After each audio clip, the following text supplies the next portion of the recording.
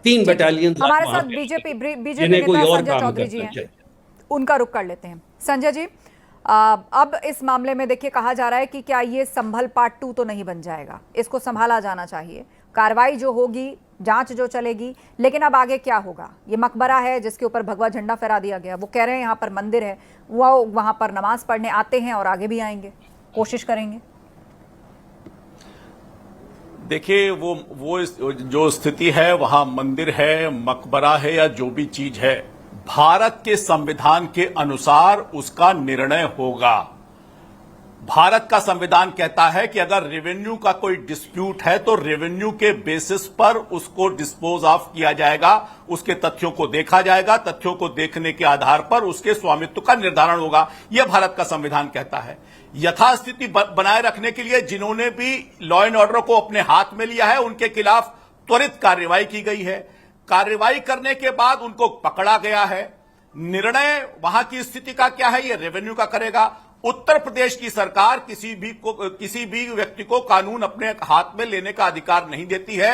संविधान सम्मत कार्रवाई उत्तर प्रदेश की सरकार ने की है। जो भी आज की स्थिति है, प्रशासन पढ़ाई करेगा, बड़ी संख्या में जो लोग, दोबारा इस तरह की घटना तो नहीं होगी ना? निश्चित रूप से प्रशासन भी मान रहे हैं ना कि कानूनी रास्ते से लड़ाई को लड़ाना चाहिए।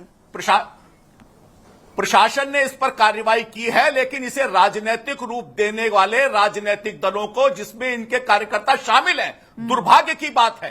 और शांति भंग करने के लिए न केवल वहां पर यह काम किया गया, बल्कि उत्तर प्रदेश के सदन में सपा ने तो पार्टी से निकाल दिया है।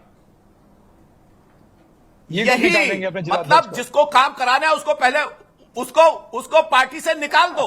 यह बहुत सोची समझी राजनीति है। शांत उत्तर प्रदेश के वातावरण में यह कंकड़ फेंकने की जो राजनीति है, सामाजिक विद्वेष उत्पन्न करने की राजनीति है, इसकी जितनी भी निंदा की जाए कम है। और आज इसको राजनीतिक स्वरूप देते हुए उत्तर प्रदेश की सदन में देकर इसको जिस प्रकार से बड़ा किया गया है, वो और दुर्भाग्यपूर्ण बात है। बीजेपी की कार्यकर्ता की राजनीति करना चाहते हैं, एकदम जोश में आकर और सबको अपने साथ कर रहे हैं कि मैं सनातनी हूं और वहां पर नारे लगाए, पुलिस को धकेला और उसी के ही नेतृत्व में सारी भीड़ आगे बढ़ी।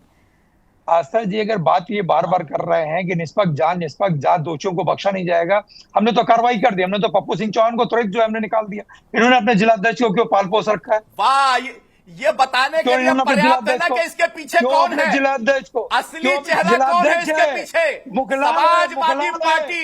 और देखिए, चोर की दाढ़ी में तिनका, तुरंत उस आदमी को निकालना बताता है कि वो दोषी है, वो दोषी है आदमी।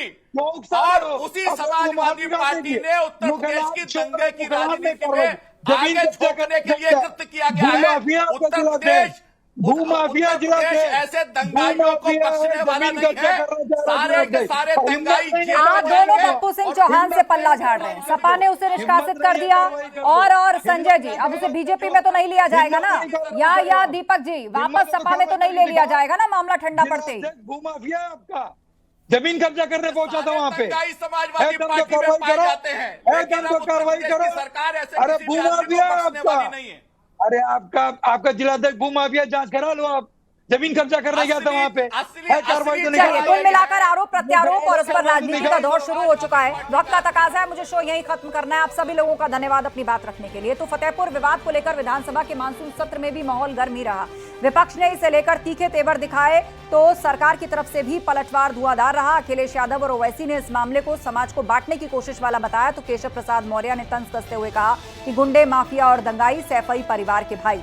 तो इस हंगामे में समाजवादी पार्टी के एक नेता पप्पू सिंह चौहान का नाम सामने आया तो सपा ने उसको निष्कासित कर दिया है। महाबहस में इतना ही। खबरें जारी हैं, अब बने रहिए हमारे साथ।